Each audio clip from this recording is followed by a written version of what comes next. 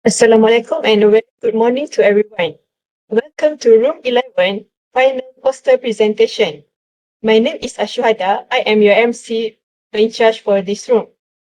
Firstly, I would like to introduce to all presenters. Our judges for today are Dr. Mariam Azlan and Dr. Helmi Muhammad Hadi Pritam from USM. Before we start our session, I would like to remind all the participants regarding the instruction for poster presentations. Please mute your microphone and turn off your camera. You can only switch it on during your presentation and Q&A session. The poster will be handled by the person in charge. Once the poster is shared, please turn on your microphone and camera for the poster presentation and Q&A session. Please take note that the duration for your presentation is 5 minutes, followed by the Q&A session for 3 minutes. Once your Q&A session has ended, please turn off your microphone and camera. So, we shall begin now with the first presenter.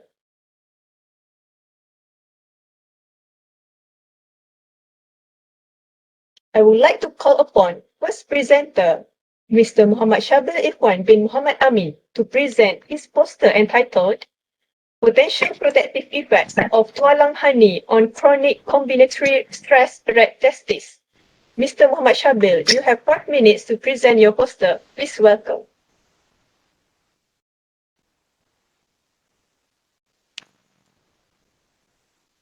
Hello, wait. Can you hear me? Yes. Okay. We will share the poster.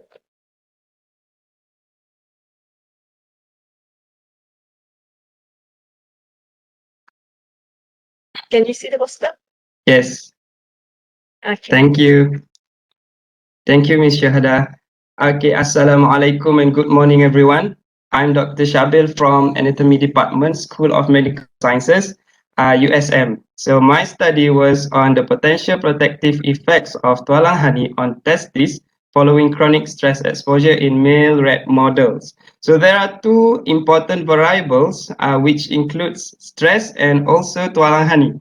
According to WHO, stress is a non-specific response of the body to any demand which threaten body homeostasis. Okay, a prolonged stress exposure may cause molecular changes on our body. In a simple explanation based on these variables, chronic stress leads to suppression of male reproductive system in general by suppressing the hypothalamic pituitary gonadal axis. So this suppression may lead to decrease in testosterone production and also impairment of testicular structure and function.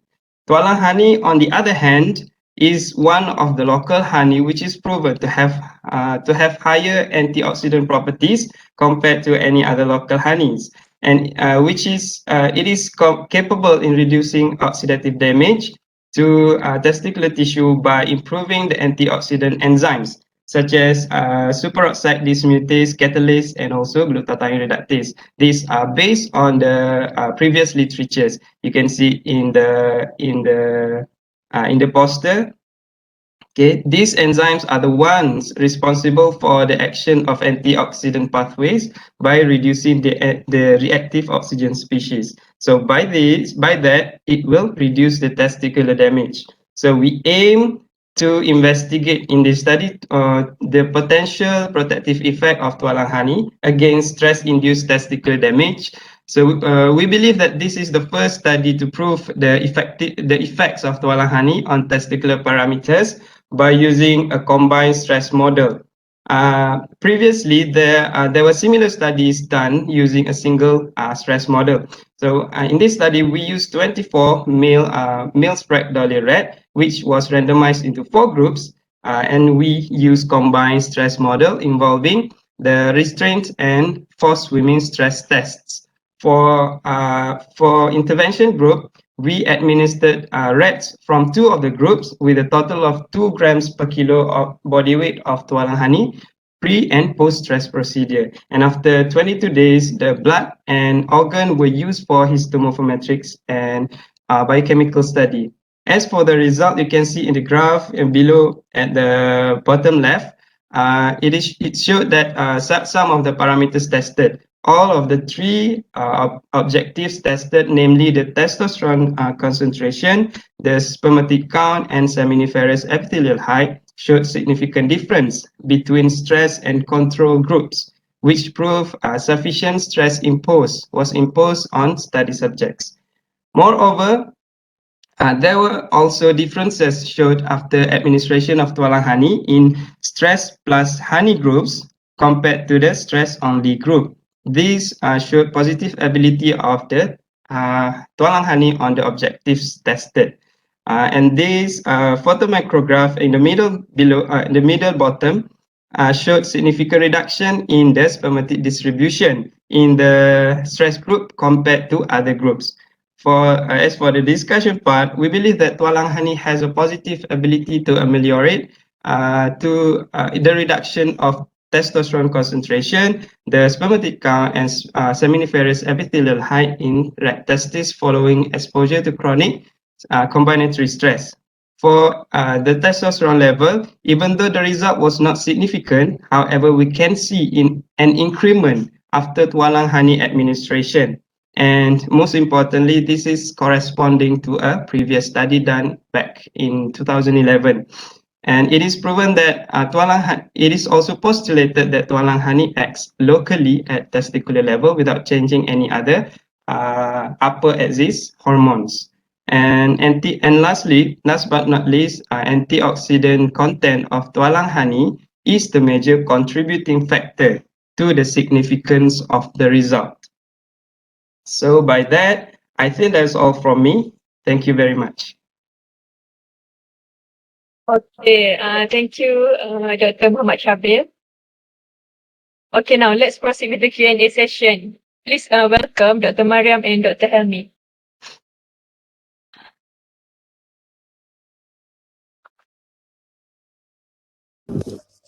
Assalamualaikum Shabil. Waalaikumsalam. Thank you. That was a good presentation. I only have one question.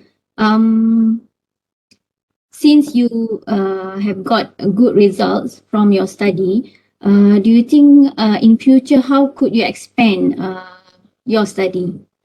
This study is actually, it looks like it's perfect, but it is not. Actually, from the axis, from the hypothalamic pituitary axis, we can see there is many more hormones which also involved in the axis. So in this study, I only tested for testosterone concentration, but maybe later on I support the finding with the data of like luteinizing hormones and GnRH hormones up of the axis. So I can expand the data and to support my findings more, to strengthen the findings. Okay, thank you.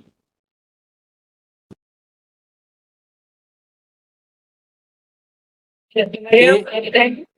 Okay, thank you, Shabil, for the presentation. For the micrograph, the histo slide, just a comment. Is it possible for you to just enhance the picture which shows the different effects rather than putting everything in context? I know I can see the small arrow there. I can make it very small, but because when you're putting like this, maybe in presentation format, you may want to just narrow down to just two rather than put everything like this, just the one with the arrow and without, rather than putting everything in relationship, unless everything in relationship is actually required in this kind of aspect. Aside from that, I think it's nothing. That's all from me. Quite good presentation, very easy to follow the poster. Thank you. Thank you very much. Okay, thank you, Dr. Dr. Muhammad Shabil. Please turn off your microphone and camera. Thank you. Okay, thank you. Okay. Next, I would like to call upon second presenter, P07, Ms. Mashita binti Mahmud, to present her poster entitled How consumers' risk perception and environmental assessment affect their food poisoning preventive behavior on bulk food. An empirical study using partial least square structural equation model. Ms. Mashita, you have 5 minutes to present your poster. Please welcome. Right, thank you very much. Assalamualaikum warahmatullahi wabarakatuh. Thank you so much for the Madam Chairperson and also warm greeting for all audiences. Hi, my name is Mashita binti Mahmud and I'm from USIM and I am representing my research team on our research entitled How Consumers' Knowledge, Attitude, Risk Perception and Environmental Risk Assessment Affect Their Food Poisoning Preventive Behavior on bulk food using partial least square structural equation model PLS-SEM. Let me begin my presentation by highlighting the research background and subsequently leads to the research objective. Food poisoning remains the significant morbidity modifiable diseases in Malaysia since 19. The increased number of food outlets as well as mobile vendors has posed a risk of getting food poisoning among the consumers. Hence, the safety of the food does not fall solely on the food handlers but also on the consumers. WHO has regarded consumers as the final gatekeeper to ensure the food safety consumed. And with that regards, it is very crucial for us to understand what are the elements that affect the consumer's food preventive behavior. With that respect, we have formulated two main objectives, namely the first one is to investigate the consumer's knowledge, attitude, risk perceptions, environmental risk assessment, and food poisoning preventive behavior. And the second one is to ascertain the effect of latent construct, namely the knowledge, attitude, risk perception, and environmental assessment towards the food preventive behavior. In order for us to achieve these two objectives, we have conducted a survey on 430 consumers. In our study, consumers is identified as those who aged 18 and above and those who bought cooked food for at least 1 to 3 times in a month. We use proportionate stratified random sampling and distributed a validated questionnaire KAP2E among the consumers, and they self-completed the questionnaire. In order for us to investigate the consumer's knowledge, attitude, risk perception, and environmental risk assessment and their effect on food poisoning preventive behavior, we use PLS-SEM. Our selected respondents were majority from the Malay community, married, and more than half of them obtained tertiary level educational level and employed. Using 60% of cut-off value adapted from previous literature, we classified these respondents into two groups which were good and also poor. By doing this, we have identified more than 70% of our respondents of having good knowledge, attitude, and risk perception. Surprisingly, more than 60% of our respondents perceive their risk of getting food poisoning as low. Having a low perception of getting food poisoning may lead to the feeling less empowered of protecting the consumers from getting food poisoning, and this should raise a concern. We also tested the association of this latent construct and its effect on food poisoning preventive behavior by using bootstrapping procedures. The bootstrapping procedure has identified all of these four constructs: knowledge, attitude, risk perception, and also environmental risk assessment as positively affect food poisoning preventive behavior. The attitude is the strongest predictors, and this is in line with Soon et al. 2020, whereby the authors has outlined that attitude is a crucial mediator between knowledge and food preventive behavior. On the other hand, we have identified that the risk perception of food poisoning was the weakest predictors that affect food poisoning preventive behavior. Nonetheless, MacArthur 2006 has emphasized that the food poisoning risk perception is an important element that should be incorporated in food poisoning preventive program. From this pathways analysis, we developed a structural model of food preventive behavior, and our model has successfully identified 22.1% of variances of food poisoning preventive behavior. Hence, we can see that by incorporating of these four elements, knowledge, attitude, food poisoning, risk perception, and environmental risk assessment is necessary in the food preventive program. With that, I end my presentation and open for any question from the floor. Thank you.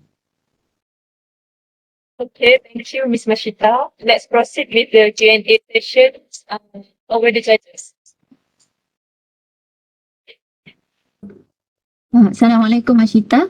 Waalaikumsalam. Thank you for your presentation. That was a smooth presentation. Congratulations. I have one question. You have mentioned that your study is on food poisoning preventive behavior on board cooked food. Did you actually specify what type of board cooked food? Because you know now during the pandemic, we have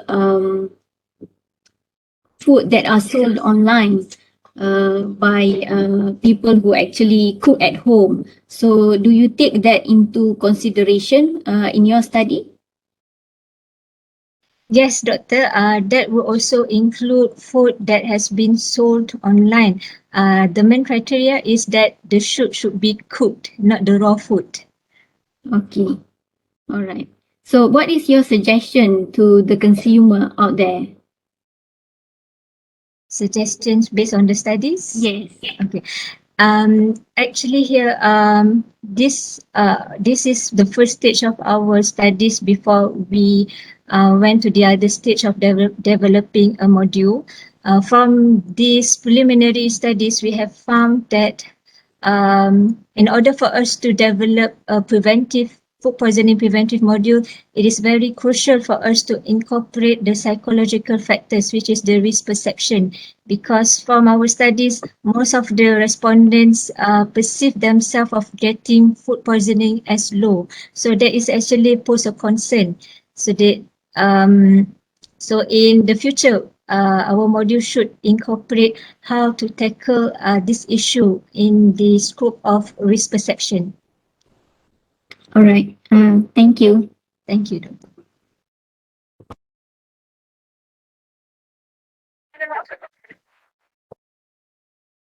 Okay, thank you, Masina, for the presentation. My first question is, ethical approval is obtained, right, for this research? Yes, from USIM, Doctor. Yes. Okay. The second question is, what about people who eat sushi? Eat sushi? Raw We did, sushi, raw food. we did not include the raw food, Doctor. So we just include the So cooked there food. is cooked food, because I assume that you have a a survey before to the participants who are taking the questionnaire, saying do you know the type of food or non-cooked, because sushi is not cooked the but raw. kind of safe. I am not been poisoned by sushi previously, so that is that one. For the very good, only that if I can comment to make it better for next time is you can remove actually the picture showing the food and making a graph here. Even on my 27-inch screen, I need to actually squint. This is my first time. Sorry for some of your participants, because for some of you, this is the first time I'm seeing the poster. Like Shabir previously, I've seen pre-evaluations. So this is the one for you yourself. This is the first time. So this for me is going through a lot actually in the first time. So sorry about that. So that's all for me. Thank you. Okay, thank you. Okay, thank you, Dr. Helmi and Dr. Mariam. I would like to call upon third presenter, P10, Ms. Habibah binti Farouk, to present a poster entitled Immunohistochemical Expression of Graft 1 in Human Colorectal Carcinoma. Ms. Habibah, you have 5 minutes to present your poster. Please welcome. Thank you, Ms. Shuhada. So, Assalamualaikum and a very good morning to everyone. I am Habibah binti Farouk, a PhD candidate from University Sultan Zainal Abidin. Today, I would like to present a part of my PhD project on immunohistochemical expression of GFAT1, or its full name is glutamine fructose 6-phosphate aminotransferase in the human colorectal carcinoma. So why is this study important? It is due to the rising number of colorectal cancer incidences each year. Therefore, there is an increasing demand for alternative methods to diagnose and treat cancer effectively. In previous studies, it was shown that cancer progression was due to the first and rate-limiting enzyme, GFAT1, involving the hexosamine biosynthetic pathway that facilitates for glucose uptake, which then provide nutrients for the cancer cells to grow.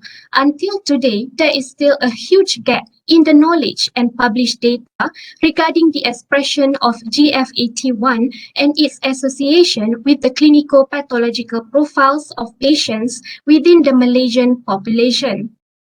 Herein, in this retrospective study, we are very interested to know, does GFAT1 show a specific pattern of expression in different types of colorectal tissues, or is there association between the expression patterns with any of the patient's clinical pathological profiles?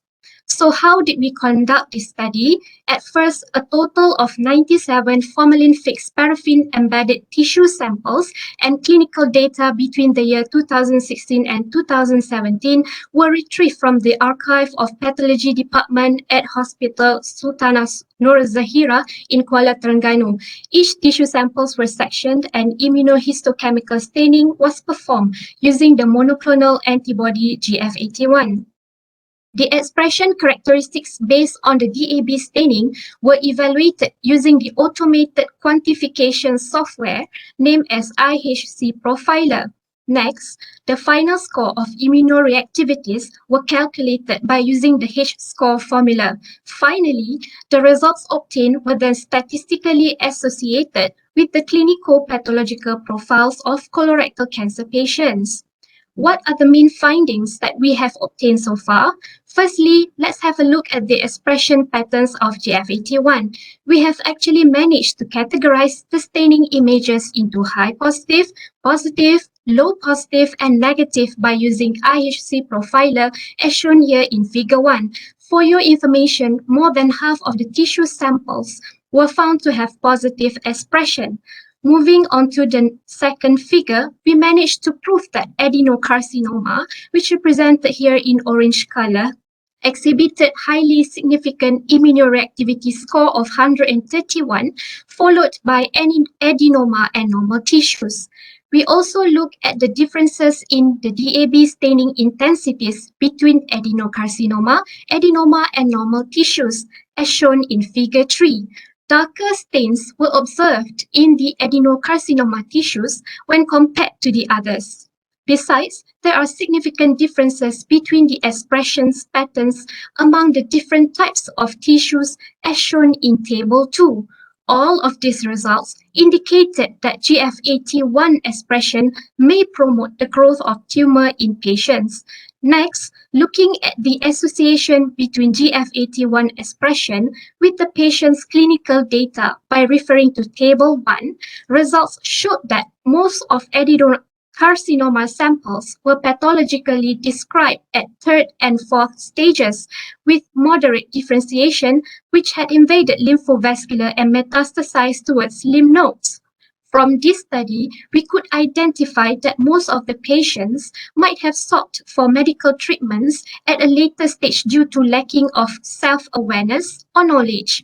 However, in this study, there was no significant association between patients' clinical pathological profiles and GFAT1 expression in all of the tissue samples.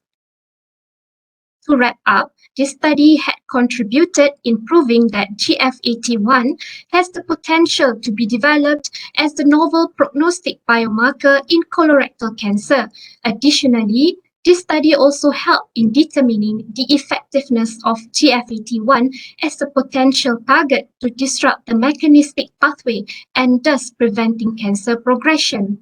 Last but not least, we are encouraged to go for a regular health checkup at the hospital as soon as possible, as it could also help in detecting cancer at an earlier stage.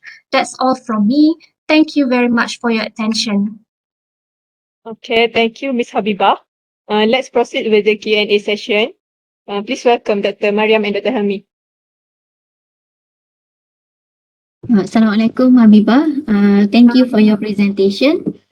Can you please elaborate why are you interested in the GFAT1 compared to other biomarkers? Okay. First, we would like to look at the pathways that is related with the cancer progression.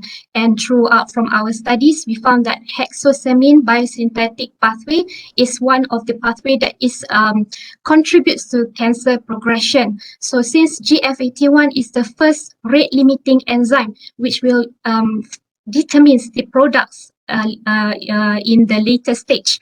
So we would like to look at GFAT1 as our main focus in our study. So which stage of cancer did you choose for your study? I'm more interested in looking at colorectal adenocarcinoma. Yeah, Alright. and compare with adenoma and normals as well. Okay. Thank you, Habibah.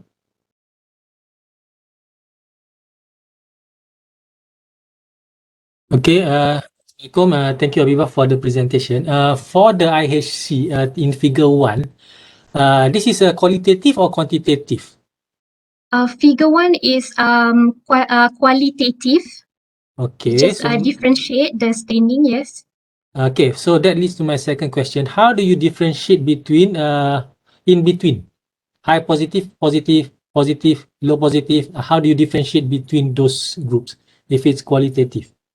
Okay, actually I have used the automated software IHC profiler. So this software actually differentiate the staining intensities between each samples. So I actually capture the image and then I run it through the software, and the software will give the results and sort which samples is classified as high positive, positive, low positive, and negative.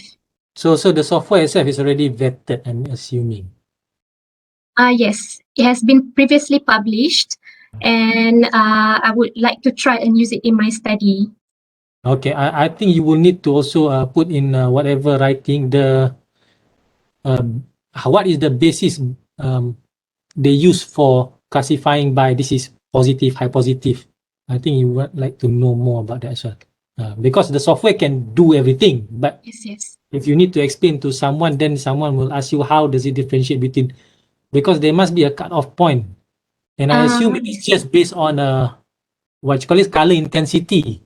Most likely it's a color intensity software rather than because some other cancer carcinoma also have mostly it is based on color intensity actually. All Thank right. you for the suggestion, Doctor. Okay, thank you. That's all for me. Thank you very much. Okay, thank you, Dr. Helmi. Next, I would like to call upon our fourth presenter, P14, Ms. Siti Nur Sharma Muhammad Sharif, to present a poster entitled The Relationship Between Dietary Fruit Intake, CAMP Responsive Element Binding, CREB, and Brain-Derived Neurotrophic Factor, BDNF protein levels among adolescents in Terengganu. Ms. Sharma, you have 5 minutes to present your poster. Please welcome. Thank you, Ms. Shuhada. Assalamualaikum warahmatullahi wabarakatuh and good day. I'm Siti Nur Sharma and my poster presentation today entitled The Relationship Between Dietary Fruit Intake, CREB and BDNF protein levels among adolescents in Terengganu. Evidence have indicated positives on brain function and higher CREB and BDNF protein levels. Despite its well-documented health benefits, the intake of fruits remains low worldwide among children and adolescents. In Malaysia, most the recommended intake of fruits, and far less is known on how they are digested CREB and BDNF. Therefore, current aim to the relationship of dietary fruit intake to CREB protein levels among Terengganu. A cross-sectional study was in schools involving students aged 14 and 16 years old in rural and urban Terengganu, and selected secondary schools were in Kuala Terengganu, Marang and Hulu Terengganu district. The sample size was calculated by using single proportion formula using EpiTools program, and the minimum sample was 332. In this study, a multi-stage random sampling method was used. Firstly, permission to conduct the study at the selected schools was obtained from the relevant authorities. Next, the schools visited had been organized. The selected students were needed to attend a blood sampling session and an interview session by the researcher on the actual day for data collection. 3 ml of blood were collected from each of the students by trained and experienced phlebotomists from UNIZA. Then face-to-face interview was conducted by researcher using a validated MyUM adolescents food frequency questionnaire. Students were asked about the frequency of taking fruit diet within the past 12 months. A total of 15 fruit lists was being questioned, and students needed to recall the fruit intake according to the frequency selection list. A pictorial illustration was provided to help students in estimating the serving size of each portion. During laboratory work, fasting blood sample was allowed to coagulate and centrifuge for serum separation and used for serum analysis. Serum sample were assessed using ELISA kit to determine the CREB and BDNF protein level. From this study, the results showed that about 189 adolescents met the daily recommended intake of 2 servings of fruits, which is 53.7%. And there was a high prevalence of female adolescents among the participants who met the MDG recommendation, and the prevalence of adequate intake of fruit was lower among adolescents aged 14 years old, and while majority prevalence of adolescents from rural tended to consume fruit less than recommended. From the fruit distribution, banana showing the highest consumed by adolescents, following by rambutan, watermelon, durian and mango. Okay, multivariable analysis was conducted to determine the factors associated with the BDNF protein level of subjects. Papaya, watermelon, folate, thiamine and iron were the adjusted significant determinants for BDNF protein level. And multivariable analysis was also conducted to determine the factors associated with the CREB protein level of subjects. And overall, banana, vitamin A and folate were the adjusted significant determinants for CREB protein level.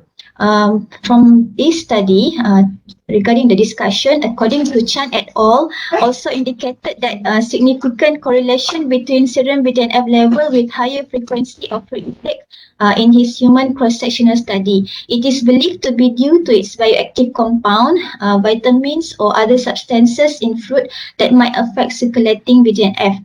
In contrast with CREB protein level, inverse relationship of protein level between CREB and BDNF in current finding may occur due to previous studies which have reported that increase in BDNF expression induced by neuronal activity to be more dependent on other transcriptional activity.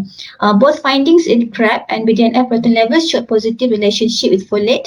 This finding is consistent with the idea that folate supplementation can prevent memory deficit and BDNF imbalance, as well as associated with CREB activation pathway. As a conclusion, adequate intake of fruits was found to contribute significantly to BDNF and CREB protein level among adolescents in Terengganu. Causal relationship cannot be identified between this dietary fruit intake, CREB and BDNF protein level. However, current study may establish preliminary evidence in planning future advanced study. Therefore, future studies are needed for interventional study regarding dietary fruit intake, cognitive function, as well as effects on behavior in understanding the cellular and molecular mechanism of CREB, BDNF related pathways. And with that, I thank you. Thank you, Ms. Karma. Let's proceed with the Q&A session. Assalamualaikum, Ms. Sharma. Salam, Doctor. So your study was actually distributing a questionnaire and then followed by by CREB and BDNF protein measurement. So what type of sample did you collect to measure the protein? Serum sample, Doctor. Serum sample from children aged 14 to 16 years old. Yes.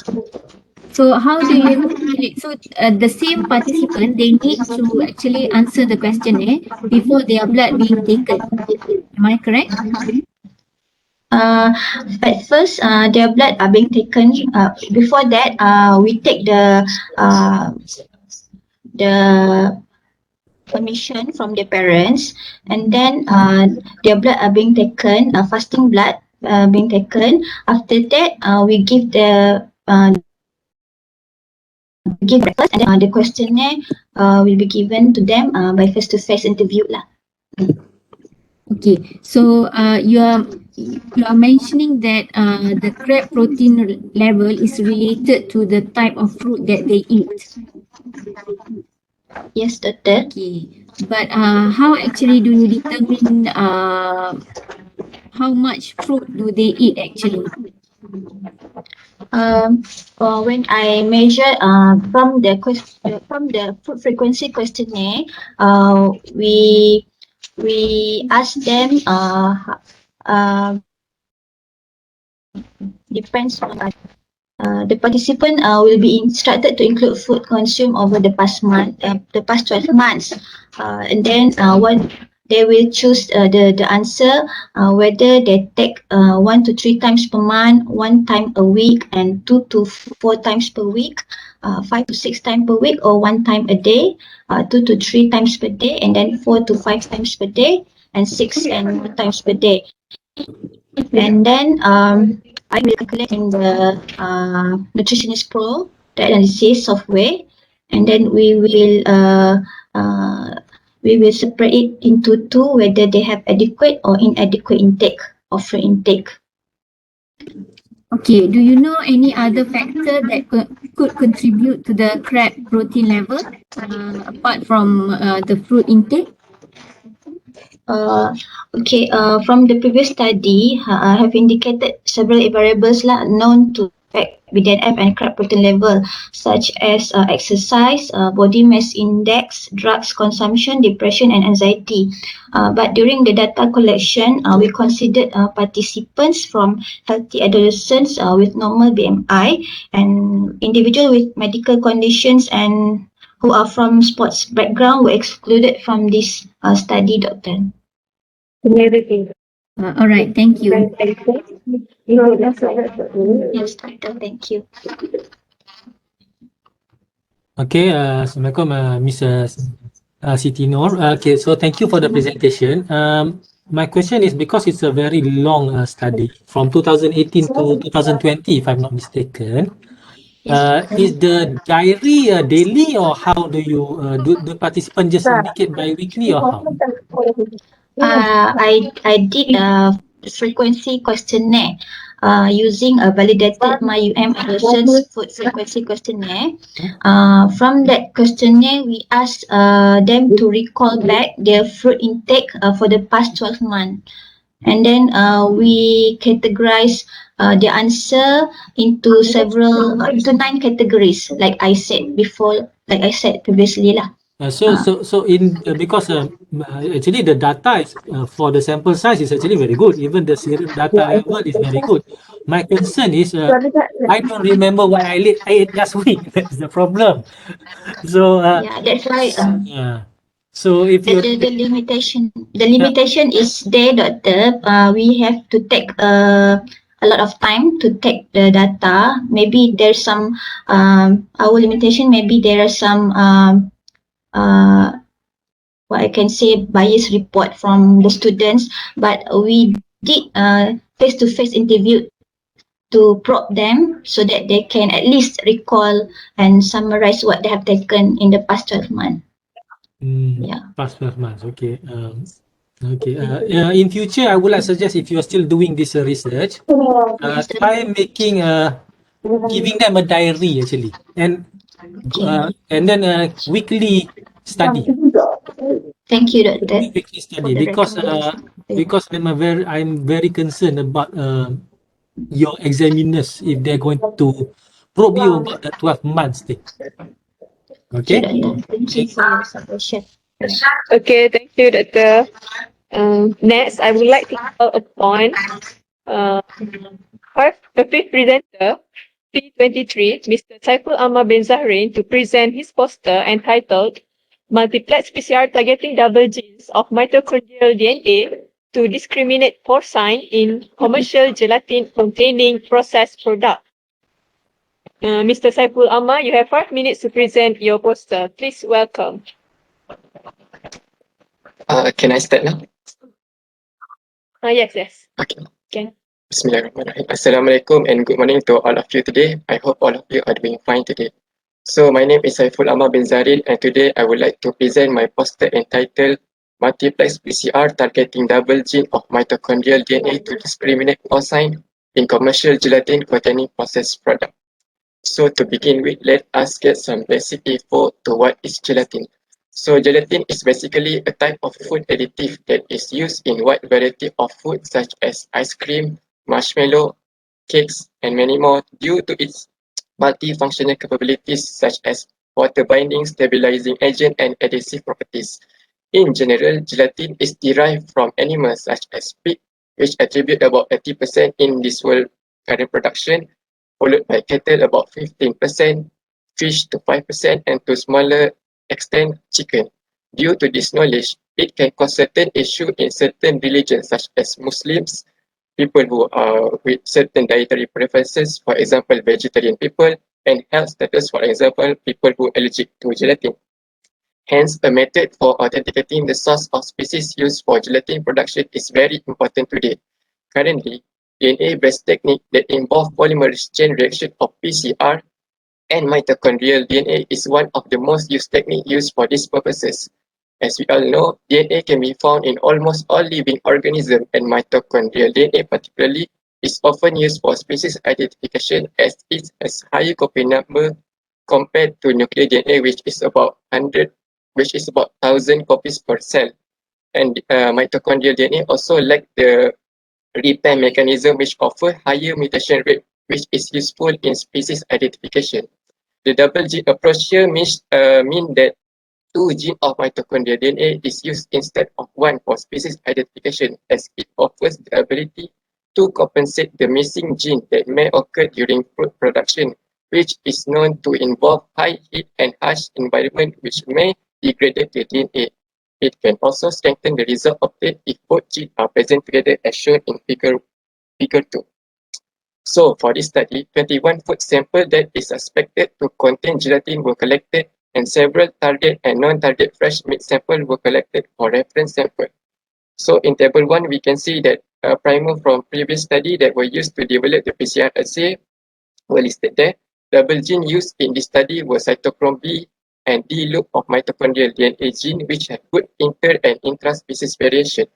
Eukaryotic gene here is used as a gatekeeper to ensure that all samples have amplifiable DNA before proceeding to the double gene testing. The flowchart of the methodology of this study were illustrated in figure 3, which include DNA extraction, DNA amplification, PCR, DNA quantitation, PCR amplification, and optimization of simplex PCR, duplex PCR, and lastly, the testing of the PCR assay itself to the food product. Moving on to the result and discussion, I need to make some errata here. The value of both gel level, which can be seen in the yellow arrow, for 141 base pair for both gel is supposedly to be 146 base pair to reflect the cytochrome B value, not 141 base pair. So to continue, in figure 4 for the specific testing, the assay show high specificity as it only amplified porcine DNA and no cross-reactivity was observed with other species. As we can see from figure 4, only 2 bands were observed in lane 2 which correspond to the pig species and no other band which can be observed in other lane. The third bottom lane here is the primer dimer. So for the sensitivity testing, the assay was able to detect varying concentration of porcine DNA with the limit of detection for each gene were found to be 1 nanogram for cytochrome B and 0.1 nanogram for D-loop gene. After that, the developed PCR assay was then tested with the gelatin commercialized food product, and it was found that none of them were found to contain porcine DNA. Hence, for the conclusion, a duplex PCR assay targeting double gene was successfully developed for detection of porcine DNA in commercial gelatin product, and the application of small amplicon size and double gene can be proposed as a reliable tool for source authentication and can be used in quality control and research laboratories for halal verification. Thank you for your attention. Okay, thank you, Mr. Saiful Amar. Mr. Saiful Amar, can you please can you switch on your camera because we can't see you. Sorry.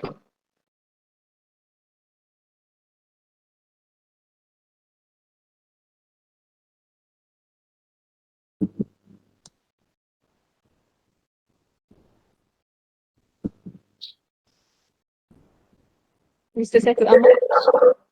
Oh, my camera is a big problem right now.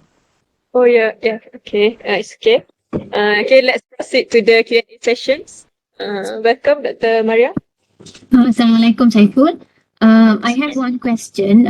Did you compare your result with any of a commercially available kit in the market?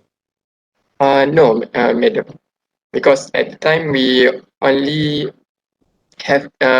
proceed with the final graph form, and the kit in our lab only have a few, if I'm not mistaken, only 3 or 4 left sample that can be done with it. Okay, so how do you actually test the sensitivity or specificity of your assay? For the specificity testing, as I mentioned earlier, the porcine primer, which is D-loop and cytochrome B, we run PCR testing with the porcine itself and other several non-target species such as chicken, goat, duck, and etc. For the sensitivity testing, we dilute the porcine DNA to several concentration as mentioned, which is about 1 nanogram until 0.01 nanogram in figure 5.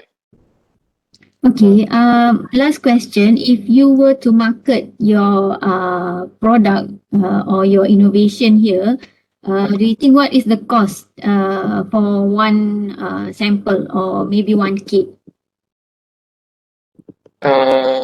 If I am to make a rough estimation, probably because the extraction itself was conducted using phenol chloroform method and not by using any kit, and probably around, I think, 50 to below 100 ringgit, I think, per sample. Oh, okay, that's good.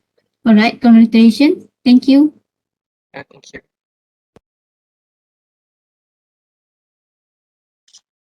Okay, thank you, Saiful, for the presentation. Okay, my question is, in the figure 4, only lane 1, lane 2, is it a porcine, is it? And figure 5 is 1, 2, and 3, is it? Is there a difference between the sensitivity, is it? Can you repeat the question, Doctor? The difference between figure 4 and figure 5. The figure 4 is for specificity testing, Doctor. So is the same DNA in lane 3? I cannot see anything. Is it for figure 4? It's not that specific. For the figure 4, the lane 3 is for cattle. Cattle. Yes. And for figure 5, it is cattle also. For the figure 4, for the figure 5, all of the lane is porcine DNA. This one is for we testing for sensitivity. Oh, I see. So okay. Okay, that is all for me. Yeah, thank you. Thank you. Okay, thank you, Dr. Helmi and Dr. Maria. Next, I would like to call upon sixth presenter P27, Dr. Nazila binti Rani, to present her poster entitled how Kelantanese school-going adolescents perceive social support from different sources. A comparison across gender. Dr. Nazila, you have 5 minutes to present your poster. Please welcome. Assalamualaikum and a very good morning to all. Thank you, Ms. Chairperson. I'm Dr. Nazila from Community Medicine Department, and I would like to share with you all today my poster presentation entitled How Kelantanese School-Going Adolescents Perceive Social Support from Different Sources, a Comparison Across Gender. So for introduction, perceived social support is known for its protective effect on many psychopathologies for adolescents. However, gender difference in perceived social support among adolescents have not been addressed very often in research. So actually we need local data for a deeper understanding on this subject. It is beneficial in providing better health service for our adolescents. So the main objective of this study is to determine the level of mean score of perceived social support from different sources and to see if it differs across gender. So we conducted a cross-sectional study from February 2020 till March 2020, and by using stratified cluster random sampling design, we are able to recruit 382 school-going adolescents in government school in Kota Baru district. And we include those aged between 10 to 19 years old and able to understand, write and able to read Bahasa Malaysia and consented by their parents. And we exclude those who have any condition that prevent their understanding and completion of the questionnaire. So we use a validated self-administered 60 scale item Malay Child and Adolescent Social Support Scale or MCAS, and we analyze the data using SPSS version 24 for data analysis. So as you can see for our result, all our study participants are Malays with the mean age of 12.59, and we have female students slightly more than male students, and we have about equal representation of sample from primary school and also from secondary school as well as from each classes. For table 1, you can see it actually shows that Kelantanese adolescents actually perceive their close friend as more supportive and receive support the least from their other people in school. But when we compare between genders, in figure 2, you can see that female students actually perceive more support from close friends, parents, and classmates than their male students.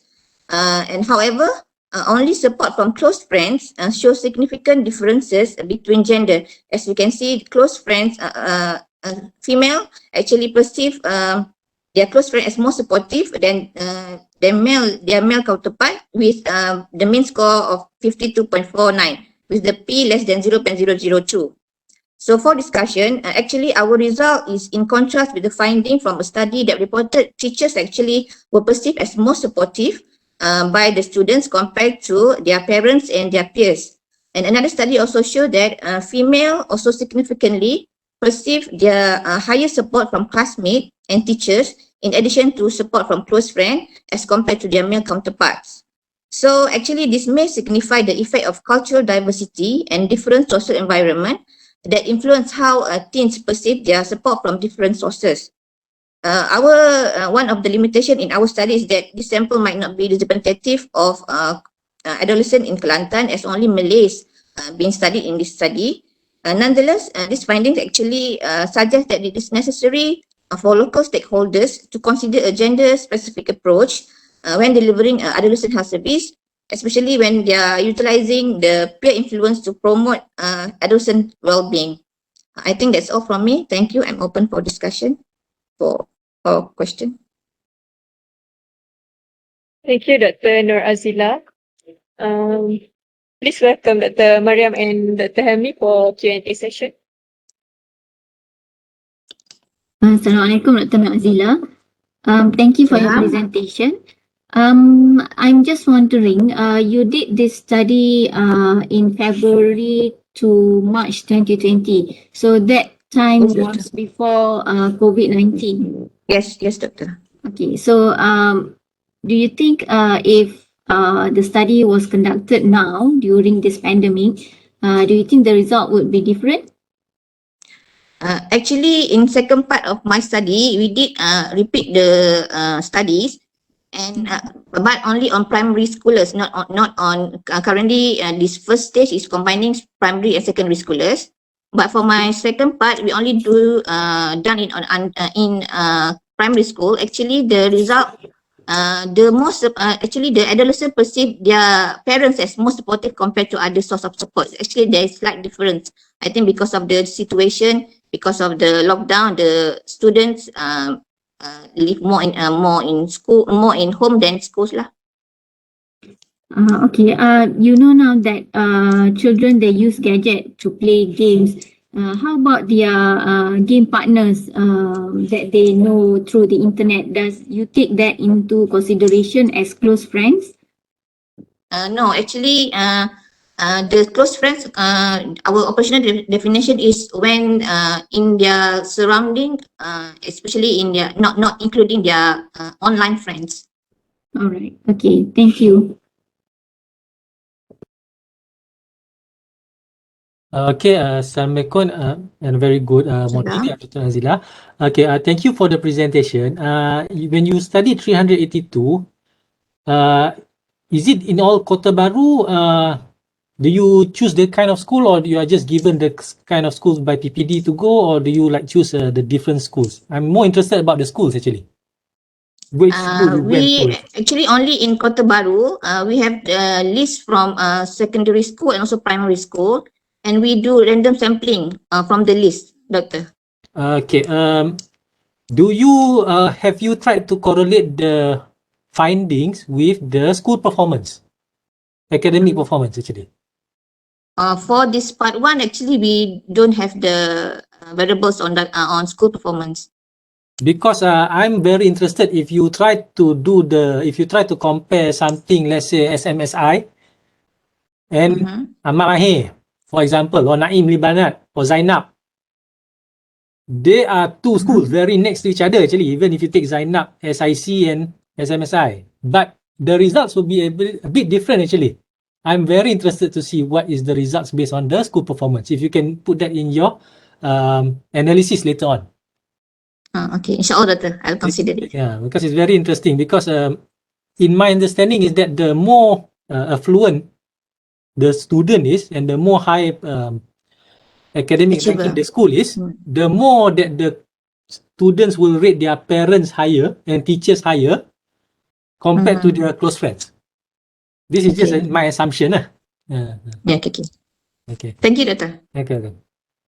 Okay, thank you, Dr. Helmi and Dr. Mariam.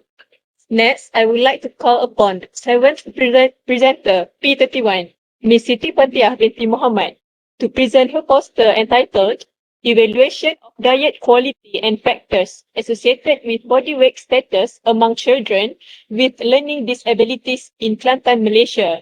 Ms. Fatiha, you have 5 minutes to present your poster. Please welcome.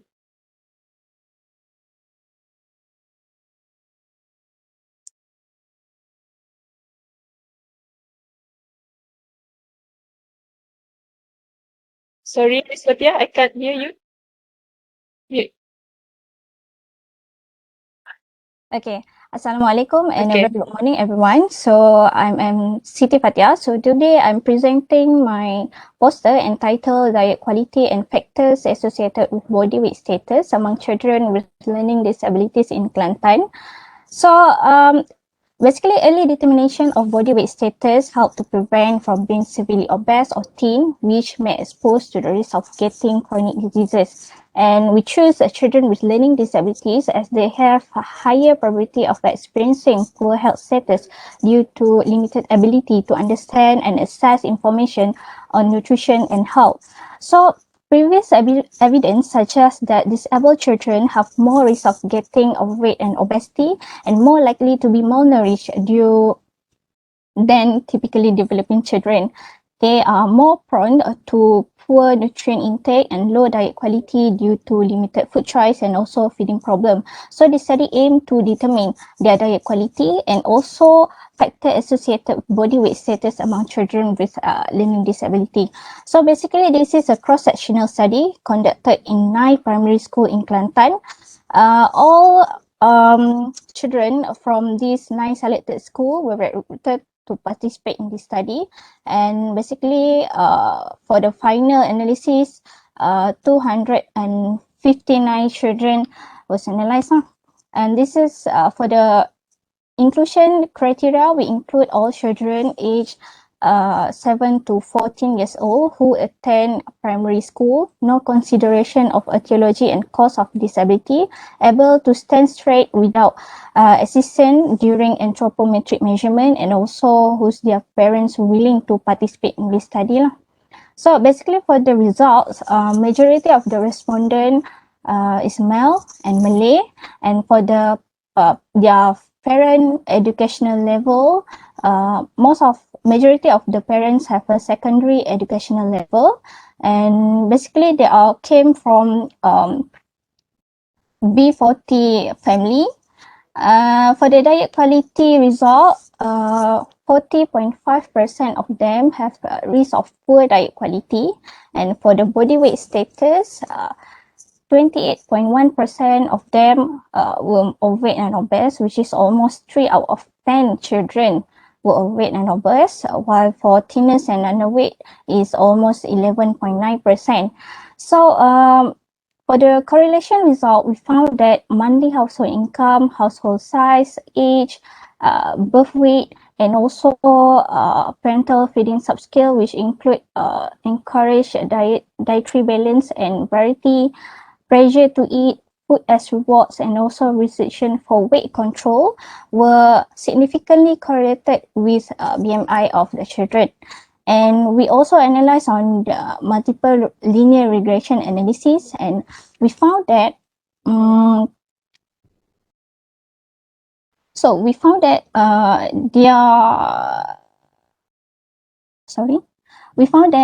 pressure to eat, restriction of weight control, age, modeling, childbirth weight were significantly predicted BMI and account for approximately 31.5% of variance of BMI.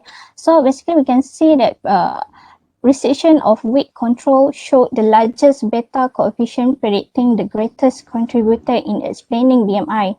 And 1 SD, 1 standard deviation increase in restriction of weight control is followed by 0.351 standard deviation increase in BMI. So as for the conclusion, we conclude that the prevalence of poor diet quality and body weight status, which is overweight and obesity, were high among learning disability children in this study. Lower pressure to eat, higher restriction of weight control, poor modeling, older child age, and higher childbirth weight were significantly associated with higher BMI. So establishing nutrition and health-related intervention program with the parents' involvement especially may help to prevent further increase in overweight and obesity among these children. Thank you. Thank you, Ms. Siti Fatia. Now let's proceed to the Q&A session. Okay. Dr. Helmi and Dr. Mariam. Assalamualaikum Fatia. Thank you for your presentation. When looking at your title, you mentioned children with learning disabilities. So how do you actually group them into this learning disability group? How do you categorize them? Okay, thank you for the question, Doctor. So how I'm categorize the children with learning disability, basically I'm refer to the info from social department. Sorry, I forgot. Okay, so basically we refer to the Malaysian Department of Social Welfare. Sorry, because I forgot the department. Basically, based on the Malaysian Department of Social Welfare, they are categorized learning disabilities, which include children with Down syndrome, ADHD, autism, global developmental delay, intellectual disabilities, and also slow learners. So basically, I'm just referring to the social welfare department lah for the category. And when we go to the school, we found that the children have been grouped as learning disabilities. So we just follow the guideline by MOE and also the social welfare department. Okay, so your conclusion is that the learning disability, I cannot, okay, when they have a poor diet, that will actually reflect to their learning disability problem, or because I'm not very clear about that. Can you please elaborate further? Okay, so basically this study focus on their body weight status of learning disabilities. So for the conclusion, we found that lower pressure to eat, higher restriction for weight control, and also poor modeling were associated with higher body weight status of these children. But did you take into consideration their family background? Yeah, we also assess on uh, for the monthly household income, like parental education, household size. We also assess on the correlation for that lah, but we did not found any significant association except for household size and also monthly household income. That one we found the association between body mass index of the children. Okay, because I can't actually see the whole picture of trying to relate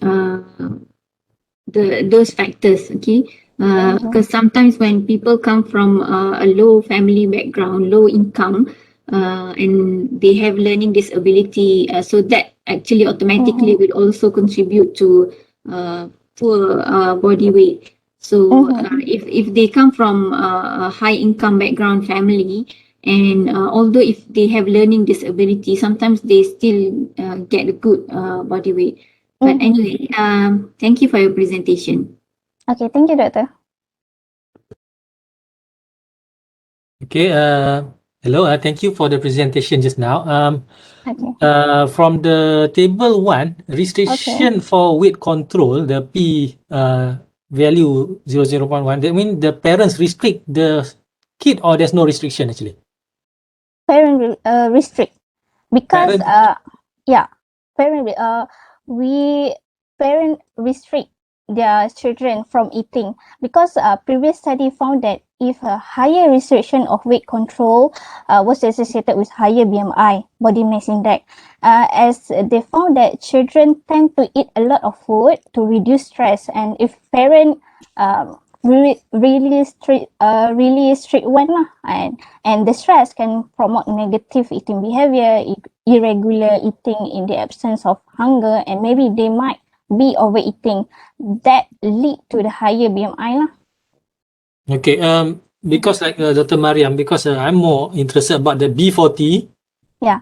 If you look at the B40 household size and the restriction for weight, I'm just wondering whether because they are B40, they just do not allow because they do not have income for Yes, that's my point just now. Okay. It is not. It's not. Yes, when you are T20, 40, you can afford the food. Yeah. Because when you're B40, the choice of food actually becomes limited. Actually, the cheaper food is actually the more. At least junk food is cheaper than compared to your normal food. Even if you take even a normal water and you compare to your whatever fizzy drink, it is actually cheaper to buy the fizzy drink than it is to buy water. And I'm not sure whether in the questionnaire did you do or do they know, the parents know what is actually good diet or eating? Is it part of the questionnaire? Wait now. Is a good habit, is a good diet part of the questionnaire or not? Oh no. No. It's Because just a simple question on teaching about nutrition. Because I'm not sure whether they know that if they know To go to work class. They food there. what's sound is that okay? Okay. So I'm just interested to know whether if they are from B40 and they do not. So they may think that eating keropok lekor is actually a good healthy diet compared to just eating fish or something like that. That is so if you can revisit the data, if you can ask back the same question, what is their knowledge on healthy eating actually? Will be actually good actually to tie in all those three factors: income, size, and the especially the significant p value you open for your research. Okay, Okay, Doctor. thank you. Okay, thank you for the opinion, Okay, Doctor. Thank you. thank you, Doctor. Thank you, Miss Fatia. Okay. Next, I would like to call upon last presenter for today, P33, Dr. Muhammad Siri Ammar bin Ramzan, to present his poster entitled High Frequency Audiometric Notches in Noise Exposed Palm Oil Mill Workers. Dr. Ammar, you have 5 minutes to present your poster. Please welcome. Assalamualaikum warahmatullahi wabarakatuh. Hiya. I'm Amma presenting my poster on high frequency audiometric notches in noise exposed palm oil mill workers. So first of all, let's talk about the background of this research. So we are talking about noise-induced hearing loss because it is the most common occupational disease in Malaysia for the past several years, probably since the beginning of our surveillance on occupational disease. And then when we talk about NIHL, or more specifically occupational NIHL, we always talk about this presence of audiometric notches on audiograms. So that is the background of why we chose this topic. So as for the palm oil mill workers, we know that palm oil production is one of the major industries in Malaysia. So I think that fits in with the picture of the most common disease and also the one of the biggest industries in Malaysia. So what we did was we looked at their annual noise risk assessment for each mills, which is stipulated by the law. So for the employers to carry out this assessment yearly to determine which of their workers are actually exposed to hazardous levels of noise. So in total, we had about 176 workers who have been established to be exposed to hazardous levels of noise at the workplace. So as you can see in our results section, the first one is the very high prevalence of hearing loss. So 84.1% of these workers had some degree of hearing loss, either mild, moderate, severe, or profound, in either 1 or 2 years. Next, we look at the donut chart there. So a very small percentage of them, actually only 4 of these workers, experience low frequency hearing loss, meaning hearing loss in the range of 500 hertz to 2000 hertz. As for the rest of them, they have either both in low and high frequencies or high frequency hearing loss only. So why is this important? Because when you talk about noise-induced hearing loss, we always talk about high frequency hearing loss, 3000 hertz and above. So next, we move on to the bar and line chart below the donut chart there. So the line shows the total number of hearing loss cases among the workers as the age group progress.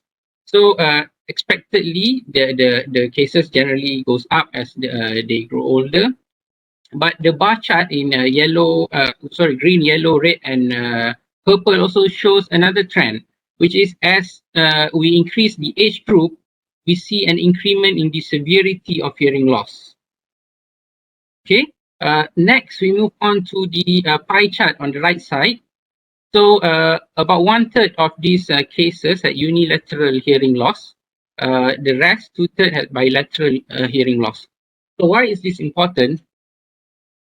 Theoretically, when we classically define occupational noise-induced hearing loss, we always talk about sensory neural and bilateral hearing loss, plus minus the presence of audiometric notch on audiograms. So when you have bilateral high-frequency hearing loss, that is more likely to be presumptive of an occupational noise-exposed kind of disease.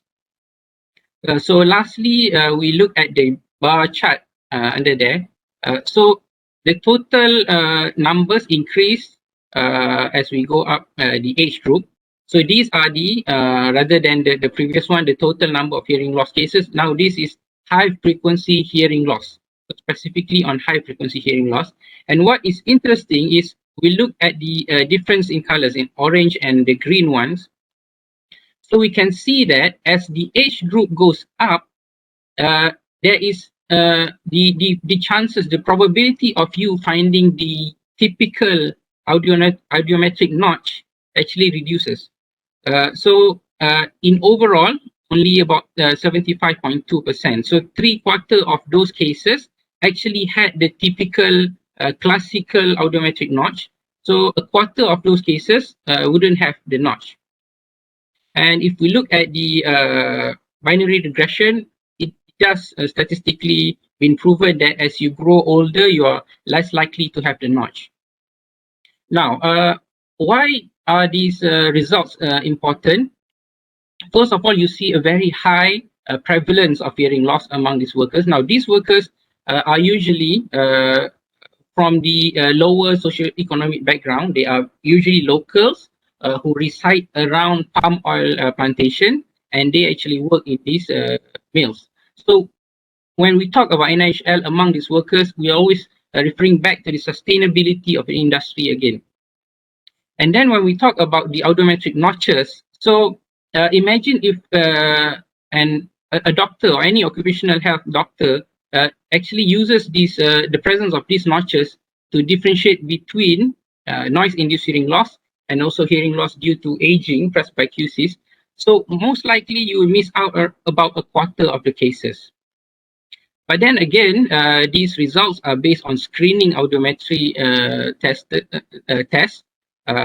So if you want to get an actual diagnosis, you need to go through a more extensive test, a diagnostic audiometric test. But it does serve as a good estimate of the magnitude of the problems among the workers that we're talking about. I think that's all from me. Thank you.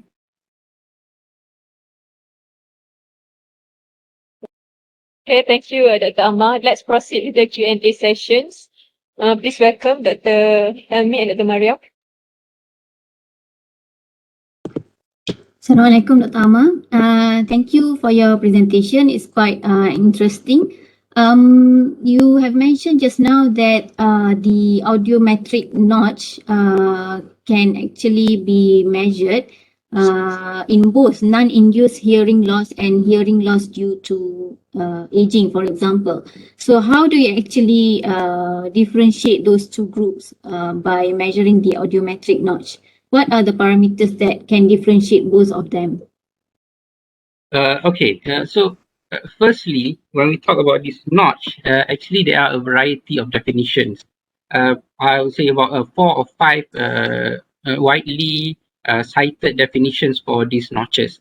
But in this study, we're using one by Coles, which is a paper specifically describing the notch for legal purposes. So it's one of the most widely cited definition of notch. So if you can see, so basically, if you imagine an audiogram, so classically when we talk about research on NIHL, if the audiogram shows a notch and an improvement goes up in the region of 8,000 hertz, then those are called noise-induced hearing loss because of the presence of notch. So in contrast, when we talk about aging presbycusis, the notch will not be there. Instead, you see a continuous downgrade pattern of audiogram until the 8,000 hertz. So it's between having a notch and also a continuous downgrade pattern. So notch equals NIHL, continuous downgrade patterns equals presbycusis. But in this study, of course, we can see that if you grow older, so you can have a mixture of both NIHL and also presbycusis. So relying on the presence of notch might not be a good indicator for the diagnosis. All right. One more question. So the workers that you have tested, they don't wear any appropriate protective equipment? They are supposed to wear based on the noise risk assessment that is yearly conducted by their employers. So as I mentioned, these are usually laborers. Generally, their education level is up to secondary school. They are locals, so they work in a very noisy environment. And also, if you really go into the use of hearing protective devices, they have, as I show, safety and health officers. But usually, one safety and health officer is in charge of perhaps 5 to 10 meals. So enforcement might be a problem for these workers. All right. Okay. Thank you.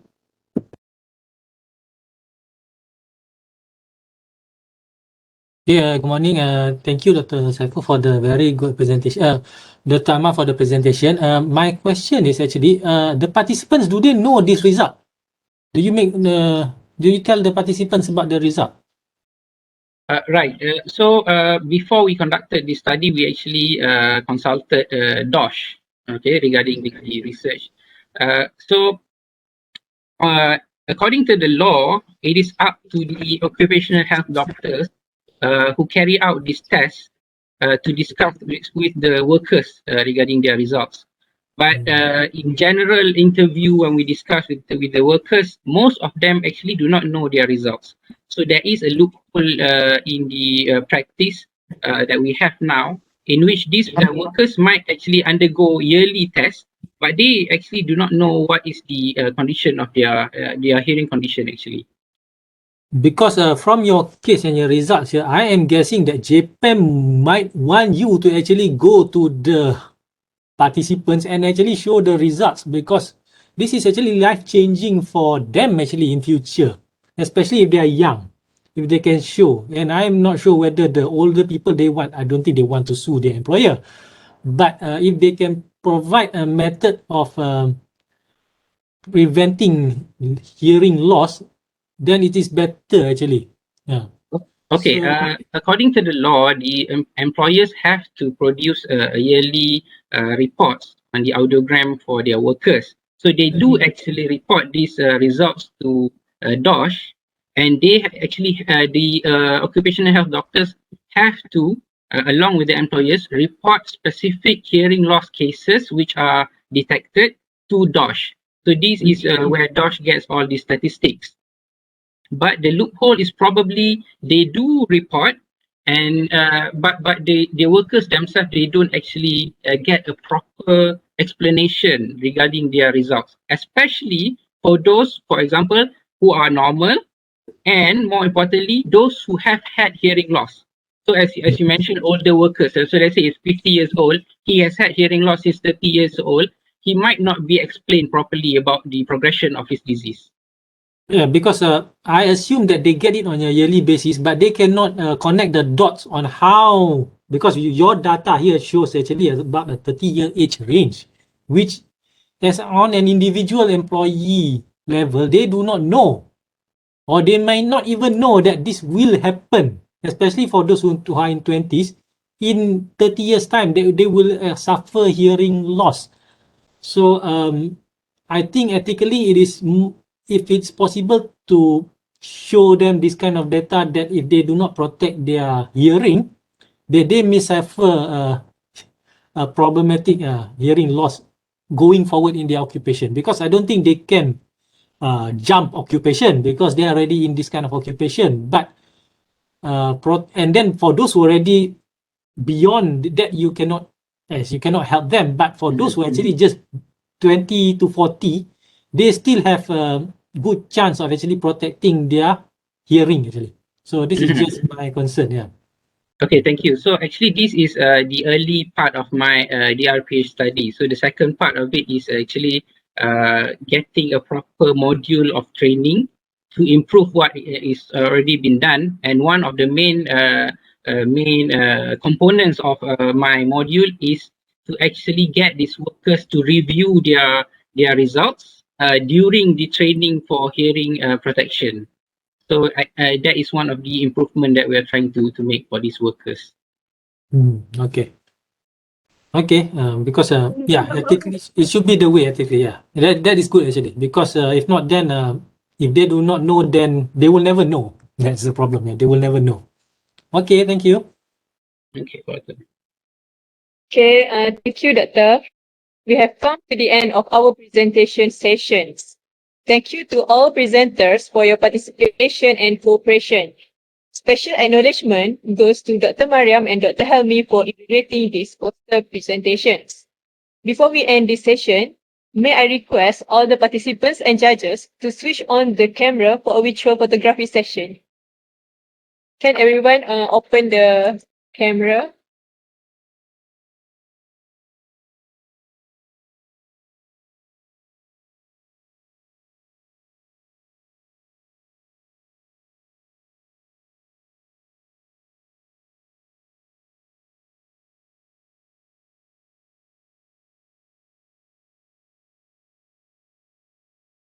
Okay, Mr. Saiful Amal, please open your camera.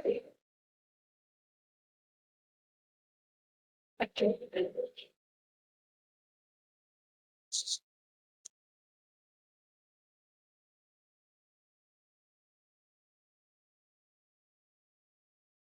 Okay, already. Ah, Okay. 1, 2, 3. And again, 1, 2, 3. Okay, thank you. okay, thank you so much.